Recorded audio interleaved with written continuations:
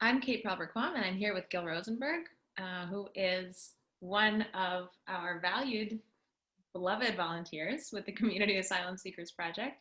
Gil, thank you for coming and joining me today. I thought that this would be a good opportunity to talk a little bit about your experience hosting asylum seekers through CASP and what that's been like for you in order to give prospective hosts and people who are thinking about it a little bit of an idea of what to expect. Can you tell us first a little bit about your experiences hosting asylum seekers, whom you have hosted, for how long? Our first experience was hosting two women from Honduras 2 or 3 years ago. We hosted them for almost 2 years, from midsummer, then a year, and then till the following spring. And then we hosted a woman from Mexico just, I don't know, less than 6 months, a few months. And that was just sort of starting last summer and into the fall. Great. During the pandemic. So the pandemic started when the two women from Honduras were with us. Mm. They moved out sort of early in the pandemic. And then the woman from Mexico came in the midst of the pandemic. Okay. And what, in both cases, what led you and your family to make the decision to open your home to an asylum seeker? So in the first time, there was a woman in our neighborhood who had heard about CASP and was organizing, sort of trying to get the neighbors involved to support an asylum seeker coming to the neighborhood somewhere. And so she was just going door to door saying, "Are you interested in helping? And we're looking for someone to host." And so we said, "Yes, we'd like to help, and tell us more about hosting." It was something we were willing to consider because we had space in our house. We always had plans to, open one of the bedrooms to other people. We had friends rent out that room for various periods of time.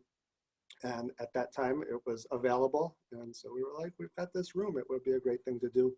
And it was at a time when sort of immigration, asylum seekers, refugees were in the news and experiencing a lot of increased additional threats. And so we wanted to do what we could to help. That's great. And you have two children. Yes, we have two children. They are now 11 and 8. We had initially imagined that maybe a family with children would come and it could be fun for our kids. The people who were looking for housing didn't fit that at the time. Our experience was really great. It probably would have been great even if there had been kids. And then I guess the second time, we had experience. So when CASP said there was another person who needed housing, we were definitely willing to consider. We were a little bit more nervous because it was in the middle of the pandemic. So we had to talk through some of those issues, make sure it felt safe for everyone. We were convinced that the woman would take her appropriate precautions, and she did. And it all felt, basically she did the same sorts of things that we were doing to protect ourselves. And so we became a pod, and it worked out well. That's great. Thank you. What would you say was the relationship like between your family and your three guests? How did it change your daily life, or how did this person interact with, or these people interact with your family structure? Yeah, it was different for the two sets. The couple we have more interactions with. I think in part just because we happened to be around the house more during that time. Especially my wife had a weekday off during that time, and so she'd be home and they'd be home, and they would sit and chat over lunch and that sort of thing. In general, our daily life was not impacted very much. I think in both cases, we all erred on the side of giving each other lots of space. Everyone was really careful not to impose. And I think the guests were particularly careful to feel like they weren't imposing, even though we would have welcomed more interaction. None of us wanted to insist on it from the other, because that wasn't what it was about. Mostly it would be, when we were in the kitchen at the same time, we'd have some conversations. When our meal times happened to overlap, they mostly didn't. But that sort of thing. Every now and then they would need something, and so they come and find us and ask for it. Every now and then we needed to communicate something, so Yeah. knock on their door. And you and Anna both speak Spanish, is that right? I wouldn't say that. I had taken some Spanish in school, and I slowly remembered more and more. Anna had very little Spanish, but she took the opportunity to learn. And by the end of the time, hers was better than mine. And so, you know, we couldn't have anything remotely like fluent conversations, but we could have struggling conversations. And when it was important, either communicate what we wanted or realize that we hadn't communicate well enough to know that we needed to get someone else involved to make sure it was clear. But most of the time, even if we got someone else involved, we had gotten it right enough. How do you think that your support, the support of your family, helped the asylum seekers who were living with you? And are there ways in which having them there helped you? Well, you know, the obvious ways of just having a place to live in a kitchen. What we tried to do was make it feel like a really calm, safe space for them, make it feel like it was theirs and they didn't have to be like worried about misusing things or that sort of thing. Anna and I had experience like living in other people's houses and knew sort of both what it felt like. You were really scared that you were going to do something wrong. And also when people created a sense of like, no, you know, this is your house, you should feel comfortable here and not like you're on eggshells. So we tried to create that sense for them of it being their home. A funny little story, early on, they definitely did not have that feeling. I came home once and they all of a sudden panicked and they were like, there was something weird going on. And then later, not much later, like later that day it came out, they admitted they were scared that they were going to get in trouble for using the pan that they were using or something like that. So like, no, we told you, you know, use whatever you want. So it wasn't immediate, but. Yeah, at CASP, we found that a lot of that will depend on an asylum seeker's previous housing situations, you know, because a lot of folks on the long journey to the United States have what we would call couch surfed or less, right? And really depended on the various sort of moods or attitudes or approaches of various hosts, and they can be so different. So yeah, having those conversations early on, it sounds like it helped.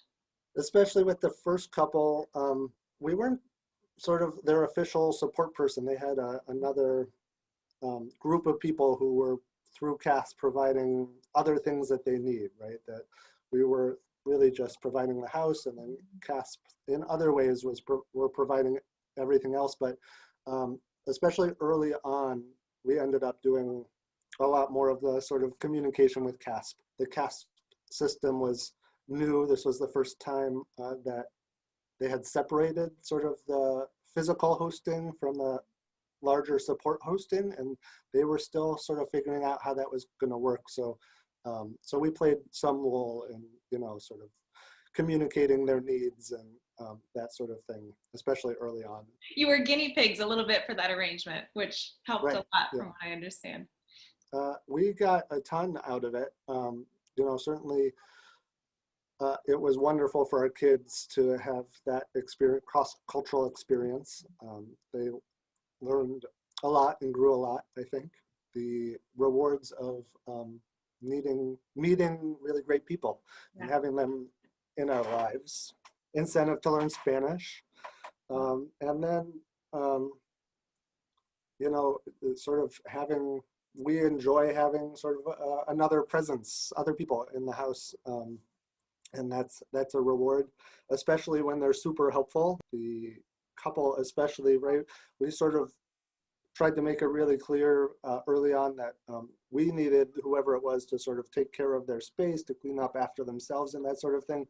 But the couple would go like way above and beyond. You know, we had a lot of conversations about how they didn't need to do that and it wasn't expected, but they, I think both wanted to show their appreciation, and also everyone was erring on the side of trying to do their role as well as possible. So they were trying to be really great guests, and it would be a mistake to expect that, but I think it would make sense to expect that most asylum seekers will bring something special. Thinking back about it, both of your hosting experiences, what surprised you or possibly challenged you? We had so few expectations, it was hard to be surprised. The challenge early on was figuring out how to handle food. Mm, Um, like initially we tried having CASP provided some food budget, uh, and that money went to us and we bought all the food, and then all the food was available to everyone, and for various reasons that didn't work out. So we switched to them getting the money, and they did their own shopping, they had their own food for the most part, and then there was some informal sharing of food, or we would have meals and all contribute, or staples we would share, that sort of thing. And that worked out a lot better in this situation. Lots of ways to make it work, and a lot of potential for conflict in that area. So I think the most challenging thing for me was sort of, again, coming back to that sense of where do you draw the line in terms of being sort of warm and inclusive versus giving them space. If the relationship wasn't particularly close because everyone was giving each other distance, was that what everybody wanted? Did they want more? That sort of question, I think, was the most challenging for me personally to try to figure out and balance. Our sort of outlook and communication with CASP was always like, we can offer a space. We can't necessarily offer more, right? yeah, The friendship piece may or may not happen. right. And we thought of it just like we thought of it with other housemates. If we rented out our room to a stranger, we might become friends with them, we might not. And that was sort of how we thought of it. We're renting out a room, but rent free. Yeah, Right. yeah, right. And knowing that right off the bat and establishing boundaries and expectations sounds like it helped a lot in terms of sort of knowing what the relationship was and was going to be, right? Yeah, I think so. Certainly helped us, and I think probably it was helpful for them to know that if we didn't get along, it didn't mean we were going to kick them out, right? That's not what it was about. There were certain things certainly that they probably felt like they couldn't do, right? That they had to get along in a certain sense, but we didn't have to be best friends Yeah. for them to stay and live in our house. What tips or advice would you give to someone considering opening their home in that way? Well, I think the most important thing is communication. Sort of all along with CASP, with asylum seekers, over communication, trying to be as explicit as possible. Especially, I think it helps if you've got experience living with other people in other contexts. When you live with other people, you start to learn what your things are that you need when you live with other people, and then you can communicate about those and be really explicit about them and ask for them.